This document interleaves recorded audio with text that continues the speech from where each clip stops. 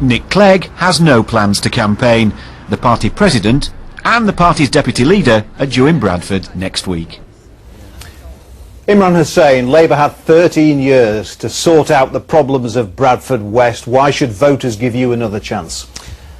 I think we did make significant progress whilst we were in government. I remember the times when I attended a surgery in Bradford West that was a terraced house, a back-to-back terraced house. We now have state-of-the-art NHS facilities, we have new schools, so there has been some progress, and I think that was all under the Labour government. Jackie Whiteley, the Conservative candidate, I mean, what a week it's been. We've had the budget, you're going to be taxing pensioners more, fuel prices are going to go up, we're going to pay more for our booze. Not a great backdrop to fight a by-election, is it? I don't agree with you. I think it's an amazing budget, especially for business, and we need more jobs in this area. I mean, corporation tax cutting, the chance for cheaper finance for companies, that need cheap finance, guaranteed by the government, superfast broadband and improved rail links. All good news, I think. Jeanette Sunderland, why won't Nick Clegg come to Bradford West so voters can give their feedback on the coalition? I'm not sure Nick Clegg's not coming to Bradford West. Oh. That's news to me. I think Nick would be very proud to come to Bradford. We've got taken 17,500 people out of income tax altogether. Another 175,000 people are going to be get a tax cut this year. I just think it's something that you'd want to celebrate. And after 13 years of a Labour government, Lib Dems in a coalition government have done more for poorer people than they did in 13 years. George Galloway, you were a Labour MP for a number of years. You've also represented the Respect Party in Parliament. You're not from Bradford. You've no history of representing Yorkshire. Is this an act of political opportunism? Well, I don't know why you're asking me a nasty question when you didn't ask anyone else a nasty question, but that's what I've come to expect from the BBC. This is a democratic election. I'm a democratic politician. I have the right to stand here. There's no blood test. Everybody here came from somewhere, and I'm entitled to put my hat into the ring, and it's very firmly in the ring. The bookmakers have the Liberal Democrats at 80-1, the lowest prospect for a Liberal Democrat in political history. So I don't know why you're giving them time as if they were a major party in this by-election. Labour presided over the 13 richest years in British history with record parliamentary majorities, and everyone watching this who's from Bradford can see what the result was. We've got a hole in the city centre, we've got the Odeon falling down, we're 145th out of 155 in the schools league table. I know that Bradford City is not doing well in the football league, but in the education league we're doing even worse. Sonia McNally, you're representing the UK Independence Party. I think you got 2% at the last election. You can't have high hopes here, can you? Absolutely, we can. We can. We're fighting for Bradford West. We can do a lot for Bradford West. Yes, there are issues that need addressing, and we will get the chance to address these and deal with them. Not make empty promises, not think about what we need to do, but get on with what we have to do. That's what's important.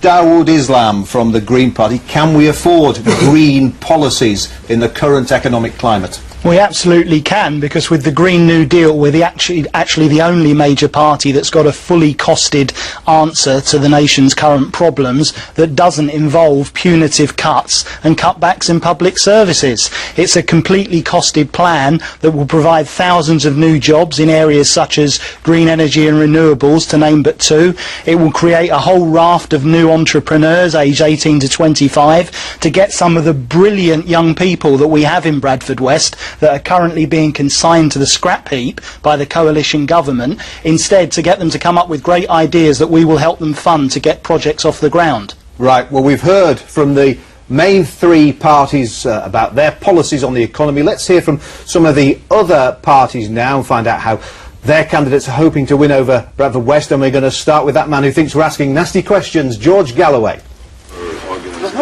I'm targeting every vote, whether they're white or Asian, whether they're Muslim or non-Muslim. Every vote has the same value in the ballot box and to me. Everyone has an interest in Bradford. Everyone has a concern about the problems in the city. The city is slowly sinking. The Financial Times this very morning declared that Bradford was the most at-risk city centre in the entire country. A shop in Bradford city centre is more likely to close than a shop in any city centre in the whole country, and that's a very deep concern to everyone. The reaction on the doorstep is a very positive one. The people out there in West Bradford are pleased to see me, and I'm pleased to see them because they're the people I'll be representing. Now, there's questions that need answering, and these questions affect me as well. I am that person that's driving over the same roads with the potholes. I am that person that's being penalised with high car insurance. These things are the local issues that need addressing. There are currently 1 million empty residential properties across the UK, and thousands of them are right here in the centre of Bradford. By putting them back into use, we could solve most of the affordable housing crisis at a stroke. These old back-to-backs would make excellent starter homes, but look at the state of this. It's nothing short of tragic. Dawud Islam, who's going to pay for all those empty homes you want to refurbish? Well, of course, the Green New Deal is one of the areas where we would remove the way that we look at taxation and make the people that are the polluters of society pay for more. We think that the people that are furthest removed from the credit crunch, that is people on benefits, people in low-paid jobs, the vulnerable and the disabled, these are the people that have absolutely nothing to do with causing the financial crisis. But these are the very people that are being asked to pay for it by the coalition government, and that's just plain wrong. Let me bring in Sonia McNally, because up until earlier this year you were a member of the Green Party, now you're UKIP. I mean, that's a 180-degree turn, isn't it? Absolutely, and you don't make decisions lightly. I looked at things, looked at the Green Party, I'd been there with them for a while, and then looked at UKIP, and what UKIP had to offer and offer the people was better, and I firmly believe that, otherwise I wouldn't have changed. George Galloway, in your election literature you talk about bringing the troops home from Afghanistan. In a week when we've seen 6 soldiers from the north of England, their bodies flown back from that country, is this the right time to be talking about that subject? Well, they've come home in a box, and I want the rest to come home before they come home in boxes. And I don't want anybody else planted in the ground as a result of a war that Labour started and the Liberals and the Conservative Party support. And by the way, don't look as if you're shocked. Most people in the country agree with me. Yeah, but if you speak to the families of those soldiers, as I've done, the mothers, the parents, they want our boys to stay there to finish the job. Oh, well, that's simply not true. I don't know. It is true. Well, how many families have you spoken to? Well, very many. I'm the Vice President of the Stop the War Coalition. If they'd listened to me, there wouldn't have been a war. And the Vice President of the Stop the War Coalition, which contains a specific section of military families against the war. And I could give you any number, if you'll give them airtime, of wives and mothers and children of dead soldiers who will tell you the precise opposite. The idea that we should stay and shed more blood because of the blood we've already shed is simply ridiculous. That's the First World War mentality in the trenches. But there will be a worry that those soldiers, 5 of them from Yorkshire who came home this week, that they have died in vain. They have died in vain. That? They have died in vain. They shouldn't have been sent there. They were sent there to their deaths by Tony Blair and George W. Bush. And the Tories and the Liberals are keeping them there. It's time to end the war in Afghanistan. We don't have the blood or the treasure to waste in somebody else's country thousands of miles away. Imran Hussain, Bradford West has a very large Muslim population. Is this a problem for you personally? A war started by Labour, which is still supported by your party. Can I firstly say my thoughts and prayers are with the families of Private Chris Kershaw from Bradford and the other soldiers. I don't think soldiers are to blame in any of this, because soldiers don't make decisions and soldiers are carrying out their job, and I think it's always important to remember that. I do believe that the soldiers need to come back, and I've maintained that. However, I do believe that equally we can't have extremists doing what they're doing across the world, and those problems need to be sorted. So you support the war in Afghanistan? I support getting rid of extremism, wherever that may be, and I certainly support our boys now coming home. Would you support young Muslim men from your constituency joining the British Army? Would you advise them that's a good career move? If that's what they choose as a career move, it's no different to any other career move, and if that's, everybody's got to make a choice as to what career they choose, and if that's a career move they choose, then I wish them the best.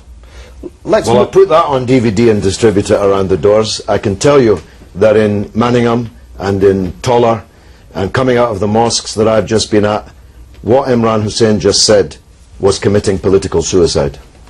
Do you agree with that? I don't agree with that at all. I think ordinary Muslims in Bradford would agree with what I've said. Ordinary Muslims in Bradford are peace-loving and don't support extremism. And I think they're very vocal about that. And they would agree with me that we need to stop extremism. Blair and Bush were the extremists. Wherever we Blair stop and extremism. Bush were the extremists. They're the terrorists. They're the people that killed more than a million people. Why don't you admit it? Your leader, the man you loved. If I can finish, ordinary Muslims throughout this country are the most peace-loving people that don't support extremists, wherever that is. And I also feel I can provide a strong voice, because I think we do need that voice. That might be the case, Imran, but the fact is that the war in Afghanistan has created homegrown terrorists. We're supposed to be going out there to prevent terrorism happening, but the 7/7 bombings happened as a direct result of our involvement in Iran and Afghanistan. So how do you close and square that? This is an election about Bradford West, and I'm really concerned that we keep following an agenda which is about stop the war, and that's the right and the legitimate agenda to fight. But actually, this is an election about what happens in Bradford West to the lives of the young It's a people that are parliamentary there. election. I don't know if you think you're fighting a council election. This is for a member of parliament. Now, you can send councillors to parliament, or you can send a parliamentarian to parliament. I think you'll find that's what people choose to Barely do. got a record, George. As a government, we've already announced that we're going to withdraw the troops, aren't we, by 2014? And that's dependent on Afghanistan being able to look after its own security. Let's bring this back to Bradford and the economy of Bradford, which I think is going to dominate the rest of the campaign. I mean, David Cameron came to Bradford the other day. I mean, all right, there was big announcements for the city in the budget, the rail line electrification to Manchester, super fast broadband. I mean, does this have the whiff of pork barrel politics? I don't think so. I think these were all planned events that were going to happen.